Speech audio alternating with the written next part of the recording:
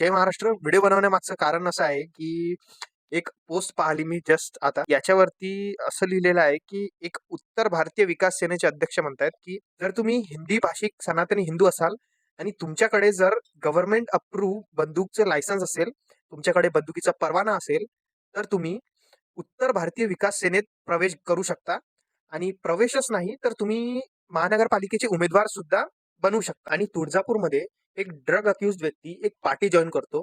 त्याच्यावरती पण भरपूर सारं क्रिटिसाइज करणं सुरू आहे. माझा प्रश्न थेट आपल्या यंगस्टर्सशी आहे. त्यांना वरती कोण आणतंय? तर याच्या मागचं कारणीभूत आहे आपण. हा महाराष्ट्र छत्रपती श्री शिवाजी महाराज, छत्रपती श्री संभाजी महाराज, डॉक्टर बाबासाहेब आंबेडकर यांच्यासारख्या ग्रेट लीडर्स मिळून बनलेला महाराष्ट्र आहे. आणि त्या महाराष्ट्रात या सगळ्या गोष्टी घडतायत. या गोष्टीची आपल्याला लाज वाटायला पाहिजे. यांचे विचार तर आपण कधीच विसरलोय आणि नक्की आपण काय करतो आहोत, तर अशा लीडर्सला प्रोत्साहन देतोय. यांच्या मागे फिरतोय, यांच्या होल्डिंग्सवरती आपला फोटो लागलाय, तर आपल्याला मोठेपणा वाटतोय आणि बस जयंती असली की आपण नाचायला जातोय. आणि इतकंच आपलं यंगस्टर करतोय. आपल्या महाराजांनी, आपल्या पूर्वजांनी एक शौर्य गाजवलंय आणि एक गोष्ट लक्षात घ्या, की आपल्याला कुठेतरी ट्रॅपमध्ये फसवणं सुरू आहे आणि त्या ट्रॅपमध्ये आपण यंगस्टर्स फसतोय. थोडासा विचार करा या गोष्टीवरती आणि तुमचे मत काय असेल हे कमेंटमध्ये सांगायला विसरू नका. जय महाराष्ट्र.